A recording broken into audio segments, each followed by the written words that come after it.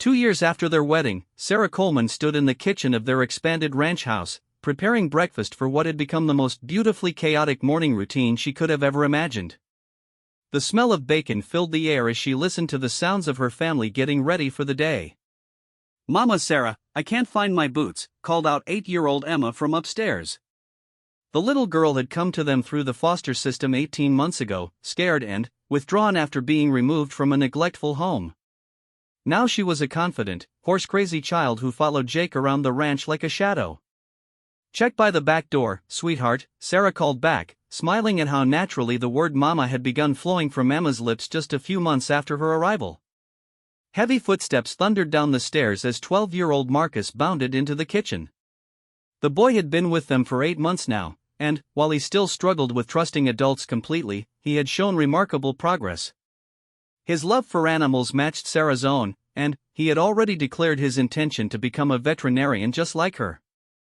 "Morning, Mom," Marcus said, grabbing a piece of bacon from the plate before settling at the kitchen table. Sarah's heart still swelled every time he called her that. It had taken months for him to feel comfortable enough to use any parental terms, having been bounced between foster homes for 3 years.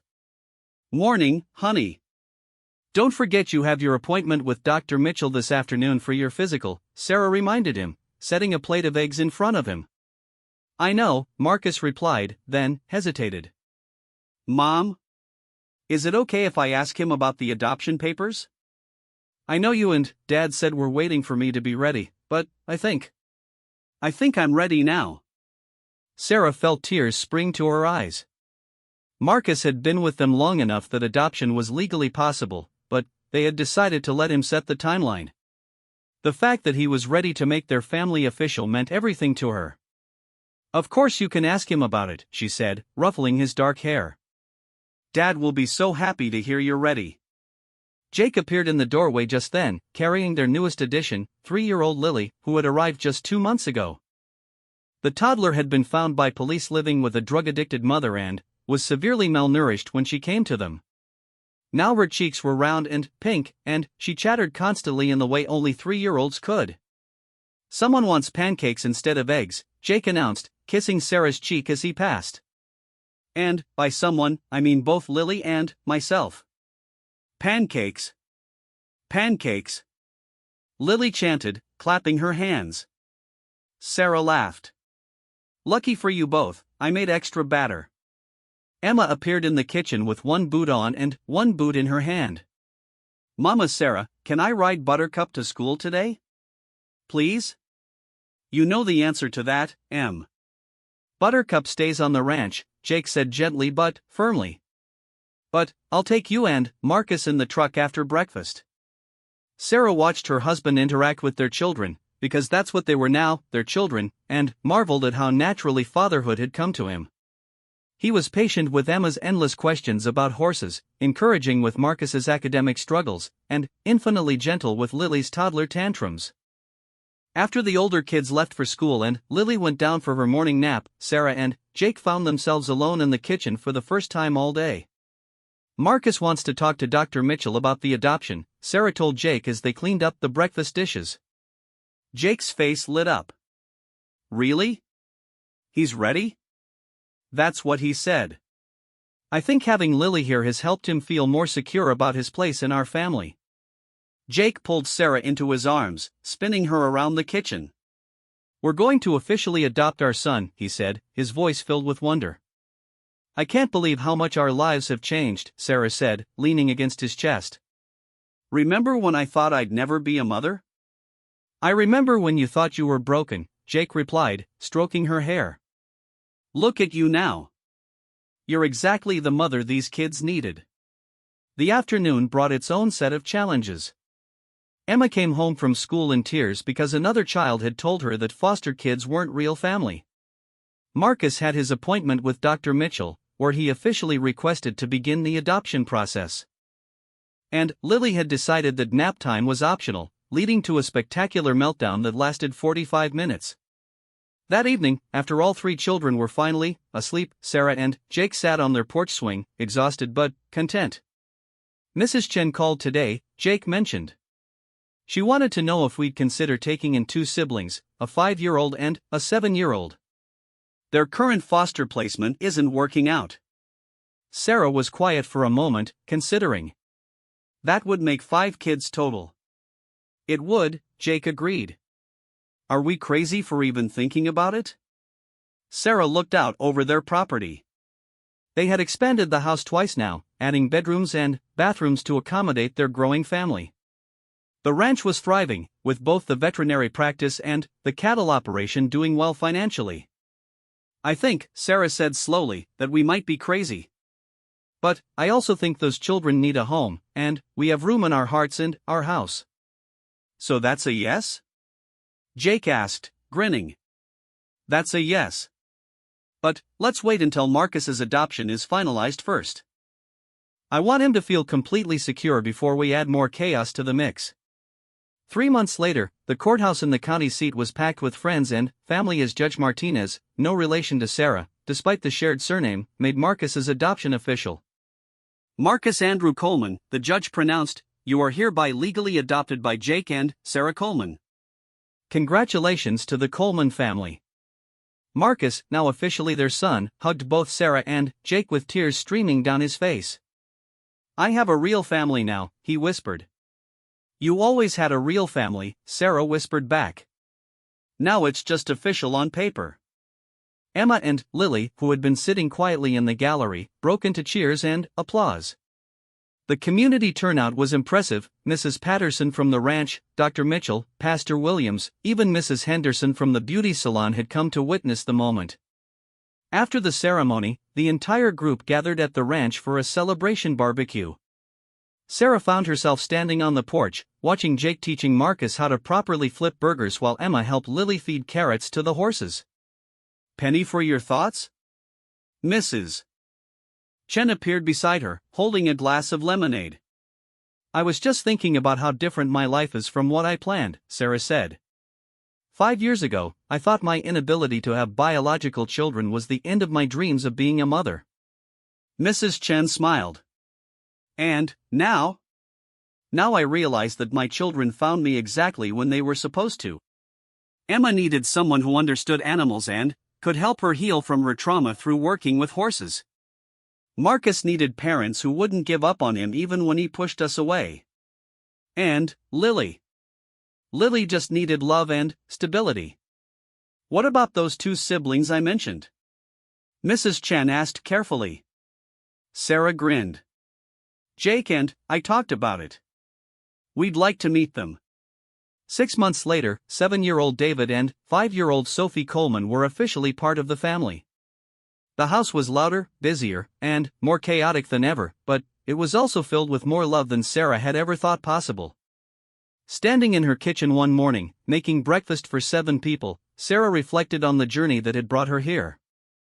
She thought about that terrified woman who had confessed her infertility to Jake in the horse stable, certain it would end any chance at love and family.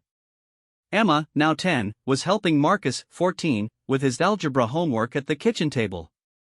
Lily, 5, was coloring pictures of horses while chattering to herself. David, 9, was reading a book about ranch life, and Sophie, 7, was attempting to braid Emma's hair. Mom, can we get a dog? David asked suddenly. We have 15 horses, 30 head of cattle, 2 barn cats, and a rooster named Frank, Sarah replied, laughing. Isn't that enough animals?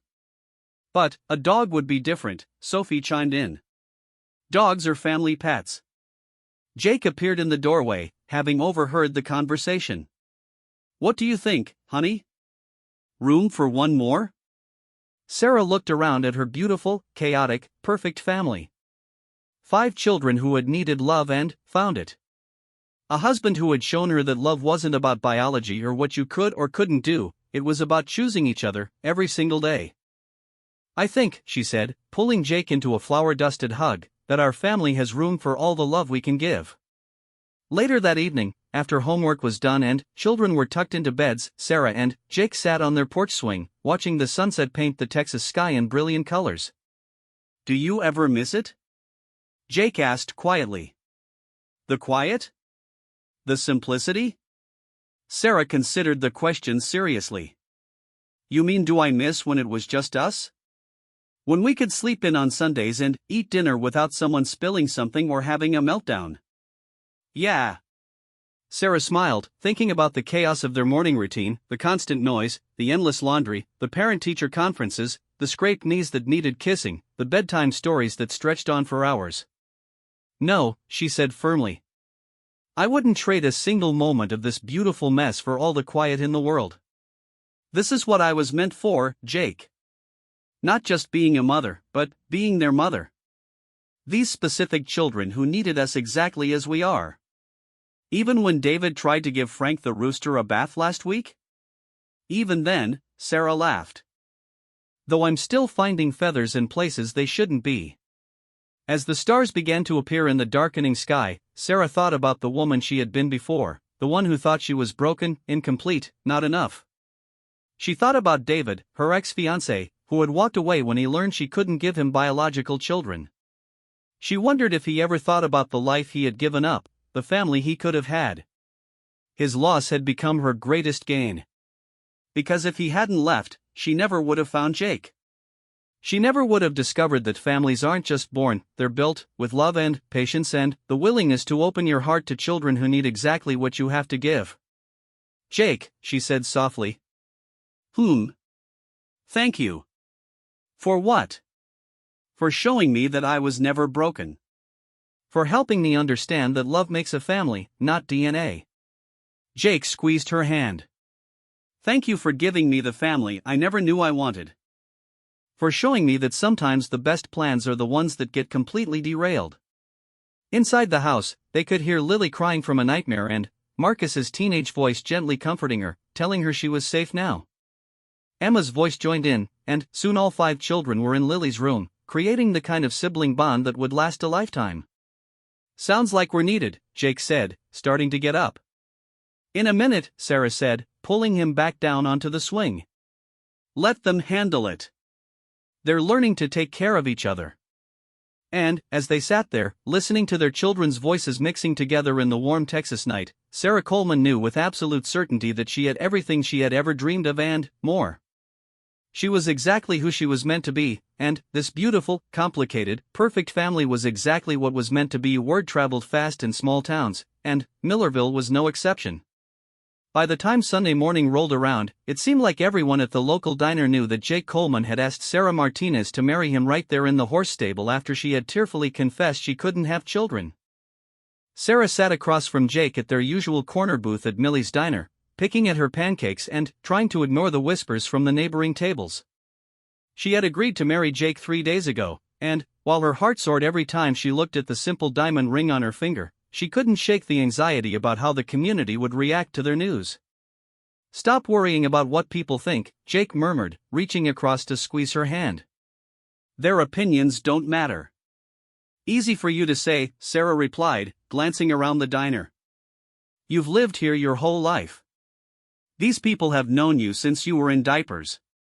But, me? I'm still the outsider who came from the big city. Mrs. Henderson, who ran the local beauty salon, chose that moment to approach their table. Sarah's stomach clenched as the older woman's expression seemed disapproving. Jake Coleman, Mrs. Henderson said, her voice carrying across the diner, I heard the news about your engagement. The entire restaurant seemed to go quiet. Sarah felt her cheeks burn as every eye turned toward their table.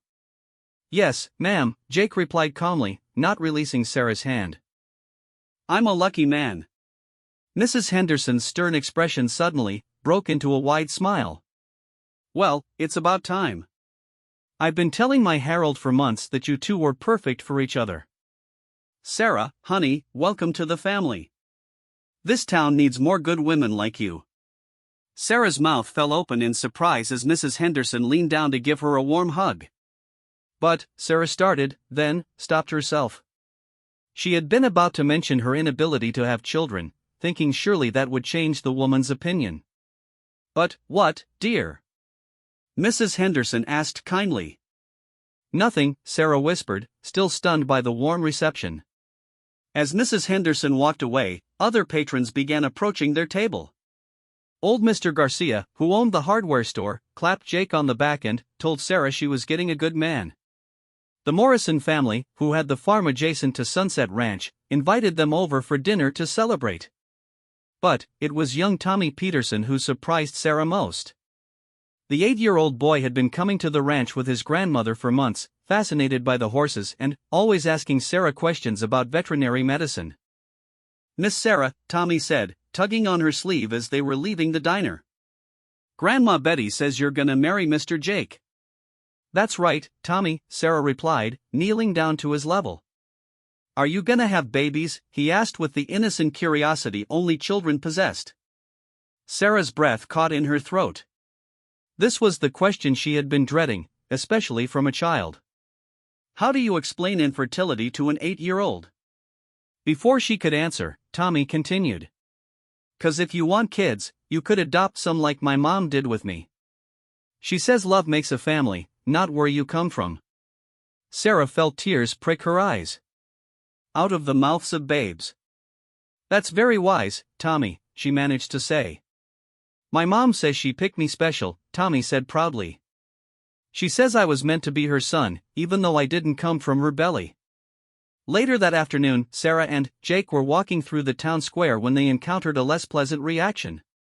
Brenda Walsh, a woman Sarah's age who had grown up with Jake, approached them with her 3 young children in tow. Well, Brenda said, her voice dripping with false sweetness. "If it isn't the happy couple. Jake, I heard you're marrying the city vet." "That I am," Jake replied, his arm tightening protectively around Sarah's waist. Brenda's smile turned sharp. "How interesting. I suppose some men don't mind that kind of limitation in a wife." Sarah felt the blood drain from her face. Someone had been talking, sharing details that should have remained private. "I'm sorry?" Jake's voice was dangerously quiet. "Oh, come now, Jake," Brenda continued, apparently oblivious to his anger. "Everyone knows why her first engagement ended. Some women just aren't built for motherhood. It's such a shame, really. A man like you deserves children of his own." Sarah wanted to disappear into the ground. This was her worst nightmare coming true, being reduced to her medical condition, being treated like damaged goods in front of the entire town. But, before she could respond, Jake stepped forward. "Brenda Walsh," he said, his voice carrying across the square, "I'm going to say this once, and I want everyone to hear it clearly." People had begun to stop and listen, drawn by the tension in his voice. "Sarah Martinez is the finest woman I've ever known. She's compassionate, intelligent, hardworking, and kind. She saved countless animals, helped families in this town, and brought nothing but good to our community. Any man would be blessed to have her as a wife." Sarah stared at Jake in amazement as he continued.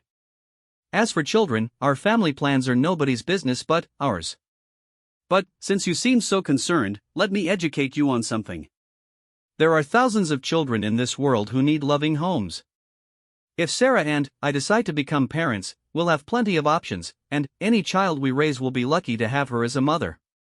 The crowd that had gathered began to murmur in agreement. Sarah noticed several people nodding approvingly. Furthermore, Jake's voice grew stronger. "If I hear anyone in this town speaking disrespectfully about my fiancée again, you'll have me to deal with. Sarah is going to be part of this community for a long time, and she deserves the same respect you'd show any other woman." Brenda's face had gone pale. You were being cruel," interrupted Mrs. Patterson, Sarah's employer, who had appeared from the crowd. "And, speaking about things that are none of your concern." Dr. Mitchell, the town's physician, also stepped forward. "Jake's absolutely right. Sarah Martinez is one of the most caring people I've ever met. This town is better with her in it." Pastor Williams from the Methodist Church nodded in agreement. "Some of the most devoted parents I know are those who chose their children through adoption or fostering. Love makes a family, not biology." As the crowd began to disperse, with many people stopping to congratulate Jake and Sarah, Sarah felt overwhelmed by the support. She had expected judgment and pity, but instead found acceptance and understanding from most of the community. That evening, back at the ranch, Sarah and Jake sat on the porch swing watching the sunset. "I can't believe you stood up for me like that," Sarah said, still processing the day's events. I'll always stand up for you, Jake replied, pulling her closer. You're going to be my wife. That means we face everything together. Even Brenda Walsh's nasty comments? Jake chuckled. Especially those. Besides, did you see how many people supported us? Tommy Peterson's grandmother came up to me after you left and told me she was proud of how I handled things. Said this town needs more men who understand what really matters. Sarah leaned against Jake's chest, feeling the steady rhythm of his heartbeat. I spent so long thinking I was broken, that I wasn't enough for anyone. I never imagined finding someone who would love me as I am. Sarah, Jake said softly, tilting her chin up to look at him, you're not just enough. You're everything I could ever want and more than I ever dreamed of finding.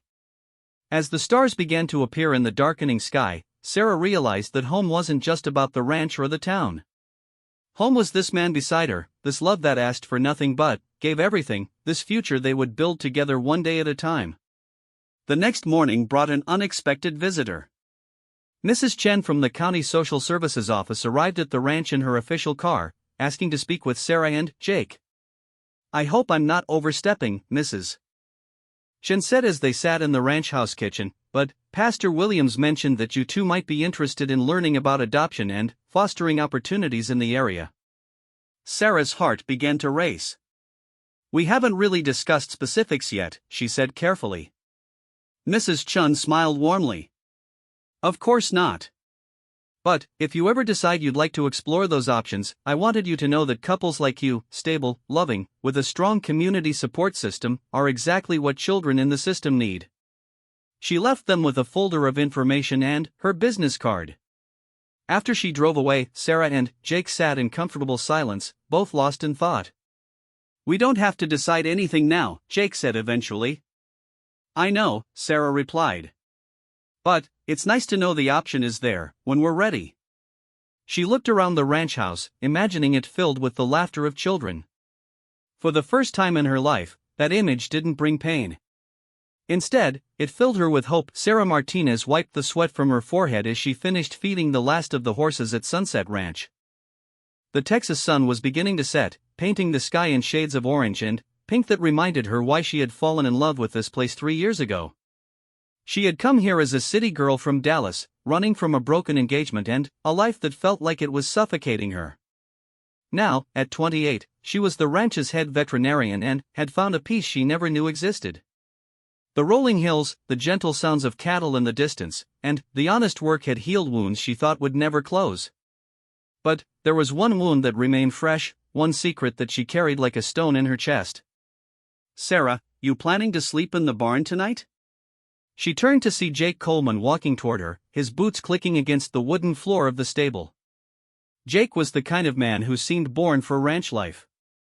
At 32, he had the weathered hands of someone who had worked hard his entire life, but his green eyes still held a brightness that made her heart skip whenever he looked her way. Just making sure everything's settled for the night, she replied, hanging up the feed bucket. Storm's coming in tomorrow, according to the weather report. Jake nodded, stepping closer. For the past 6 months, there had been something building between them. It started with shared cups of coffee on the porch before dawn, conversations that stretched long into the evening, and glances that lasted a little too long. Everyone on the ranch had noticed. Mrs. Patterson, the ranch owner, had made more than one comment about what a lovely couple they would make. Sarah, Jake said, his voice softer than usual. He removed his hat and ran his fingers through his dark hair. I've been wanting to talk to you about something. Her heart began to race. She had seen this look before, in her ex-fiancé's eyes right before he had proposed. The memory made her stomach twist with anxiety. Jake, let me say this before I lose my nerve, he interrupted, stepping closer. I know we've been dancing around this for months now. I care about you, Sarah. More than I've cared about anyone in a long time. I watch you with the animals, the way you gentle the scared horses, how you stay up all night when one of the cattle is sick. You have the biggest heart of anyone I know. Sarah felt tears prick her eyes. This was exactly what she had been afraid of. I've been thinking, Jake continued, about us, about the future. I know it might seem fast, but when you know, you know. I'd like to court you proper, with the intention of marriage someday. I can see us building a life together, maybe even expanding this place, having a family." The word family hit Sarah like a physical blow. She had to grip the stable door to keep herself steady. "Jake," she whispered, "there's something you need to know about me." He smiled, that easy, confident smile that had charmed her from the first day they met. "Whatever it is, it doesn't matter. I know who you are, Sarah." "No, you don't," she said, her voice breaking. "You don't know everything." The smile faded from Jake's face as he saw the pain in her eyes. "What is it? What's wrong?" Sarah had practiced this conversation 100 times in her head, but, now that the moment was here, the words felt like glass in her throat. She thought about her ex-fiancé, David, and how his face had changed when she told him. The way he had looked at her like she was broken, incomplete. The way he had said he needed time to think, and, then, never came back. "I can't have children," she said, the words coming out in a rush. "I have a condition called endometriosis. I've had multiple surgeries, seen the best doctors in Dallas. They all said the same thing. The chances of me ever getting pregnant are almost zero." The silence that followed felt endless. Jake's face went through a series of expressions: confusion, understanding, and something else she couldn't read. Sarah felt the familiar shame wash over her, the feeling that she was somehow less than other women, that she was failing at the most basic thing a woman was supposed to do. "I should have told you sooner," she continued, tears now flowing freely down her cheeks. "But I've seen what this news does to men. My fiancé in Dallas, he left me after I told him. Said he always dreamed of having children of his own, and he couldn't give that up. He said he was sorry, but he couldn't see a future with someone who couldn't give him a family." Jake stood frozen, his hat still in his hands. Sarah couldn't bear to look at his face any longer. "So I understand if you need to walk away," she said, her voice barely audible. "I understand if this changes everything. I just thought you deserved to know the truth before you made any decisions about us." She started to walk past him toward the ranch house, unable to stay in the stable any longer. But, as she reached the door, she heard his voice behind her. "Sarah, wait." She stopped but didn't turn around. She couldn't bear to see disappointment in his eyes. "This doesn't change anything," he said quietly. Sarah's heart stopped. She turned slowly to face him, certain she had misheard. "What did you say?" Jake took a step toward her, his green eyes intense. "I said this doesn't change anything. Not how I feel about you, not what I want for our future." "But, you said you wanted a family," she whispered. "I do want a family," Jake replied. "But, a family isn't just about having babies, Sarah. A family is about love, about choosing to build a life with someone, about being there for each other through everything life throws at you." Sarah stared at him in disbelief. "You don't understand. I can't give you children. I can't give you the thing most men want most." Jake closed the distance between them and gently took her hands in his. "Sarah, look at me." She raised her eyes to meet his, expecting to see pity or disappointment. Instead, she saw something that took her breath away: love, pure and unwavering. "There are children all over this world who need homes," Jake said softly. "There are kids in foster care, kids who need someone to love them. If we decide we want to be parents someday, there are ways to make that happen that don't require you to be pregnant." "But, they wouldn't be your biological children," Sarah protested. Jake's thumb brushed across her knuckles. "Sarah, my daddy wasn't my biological father. He adopted me when I was 7 years old, after my birth father ran off. But, he loved me like I was his own blood from the very first day. He taught me how to ride, how to work with cattle, how to be a man. Biology doesn't make a family, love does." Sarah felt something inside her chest begin to crack open, a wall she had built around her heart starting to crumble. "You really mean that?" she whispered. "I mean every word," Jake said. "Sarah Martinez, you are not broken. You are not less than any other woman. You are perfect exactly as you are, and I would be honored to build a life with you, children or no children, biological or adopted." For the first time in 3 years, Sarah allowed herself to believe that maybe, just maybe, she deserved love without conditions. Maybe she was enough, exactly as she was. The storm that had been brewing inside her heart began to quiet as Jake pulled her into his arms, and she finally understood what it meant to be loved completely, flaws and all.